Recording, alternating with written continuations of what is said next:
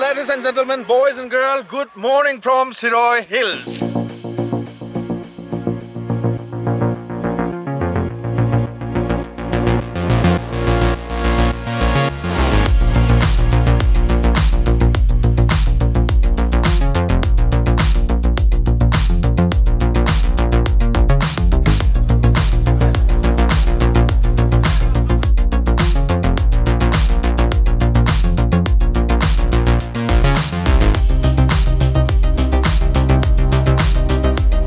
Exit.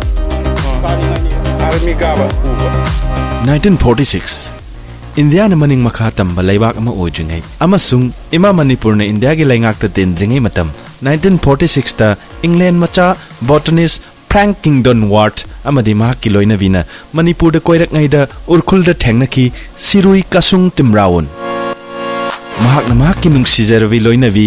Jin Macklin gi maming loduna wang la singdol da ingna laishat tambi yang badapuk huwi ningthi jarabi lai asibu Lilium Macalinia haina 1948 ta London da pangthokpa Royal Horticulture Society flower show da yang badakang sigi mong mana lai machu oirap na laishat tam lewi lai asibu uttuna Prithibi miyam da masak dakhi yamna lemjaningai oiraba prestigious merit prize amasu sahi dumaktada makoi anina phangjaki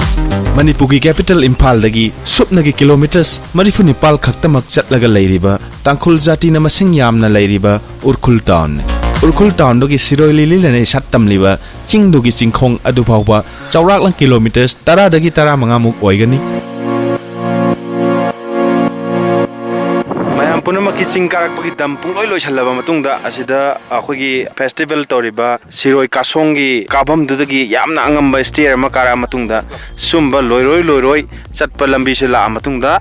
makata na sidai mukchat laga chinglon ani lala chal khar matungda Shirui kobi leirang akhoi tangkhul maronda na kasom timrawun haina khangnaba adumba leirang duna sale mafam adu yogani aduga mangda hojik aigi sikhudom mithiliba jaga da leisina urkhulgi fajaraba town nungdang da maina pungman nganba adumba town makandone aduga urkhul town dudagi hojiki Shirui kafam sibau lakpagi lambi sina asida ching macha sila laga sumla kilometers 10 gumba lakanda sumba ching kafam si yogani Mayamna hojik marisuba Shirui Festival pangthokli COVID na maram oiraga chahi ani lep luraba matung ahanba ani suba amadi ahum suba mai pakna pangthokra matungda marisuba hujik pangthoiba Shirui Festival asida yamna maruina ulibasi cultural show aduga sirok aduga sea chef aduga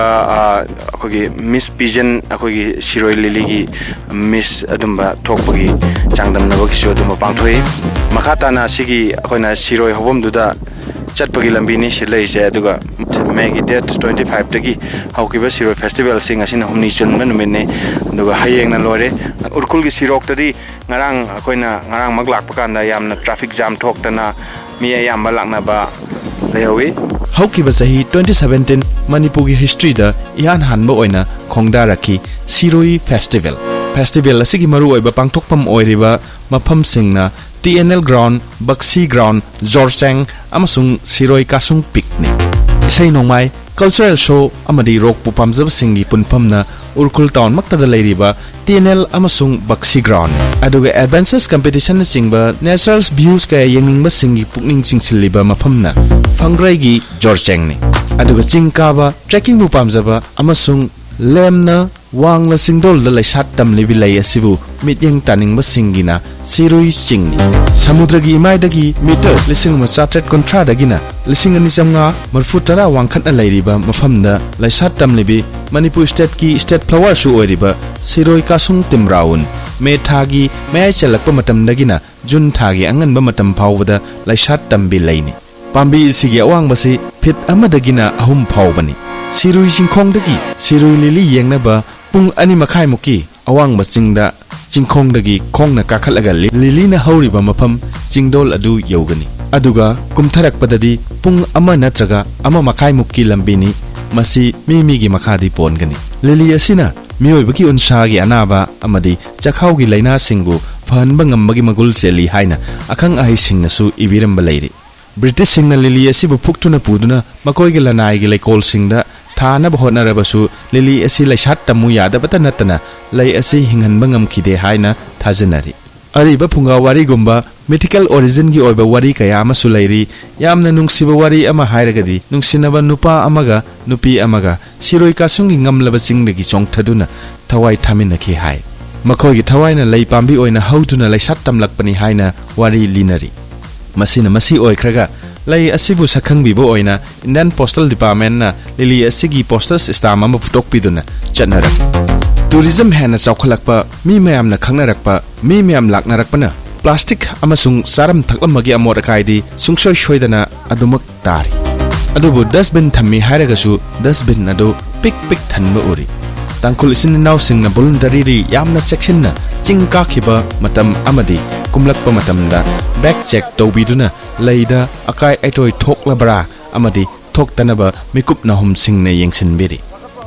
adubu mi haibasidi minidana lay manakta changningba lay manakta changaga photo kapningba lay manakta changaga selfie kapningba lay shot tamlibi laybu hekningba phajaba lay adubu heklaga pukningi penjaba mioi banidana adugumba su layre aduga wangla singdol aduda hauriba wa pambi macha sing aduna lay asibu endangered plan ama ohenbada mateng pangle